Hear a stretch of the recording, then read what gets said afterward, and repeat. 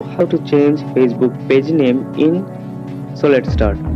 First of all, update your Facebook app from your Play Store or App Store and then open it. After coming to your Facebook page, then go to the menu section and scroll down and you can see setting and privacy. Now click on the setting option. Here you can see page setting option. Now click on that. Here you can see in the top side a section that name. Now click on the name option. Here you can see the name change option is here. So click on the name section and change whatever you want to give. So after that, click to the review change option and your Facebook page name will be changed.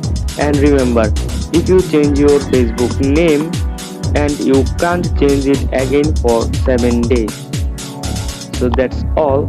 I hope this helps you. If this helps you, then don't forget to subscribe our channel for more informative videos. See you in the next one. Bye.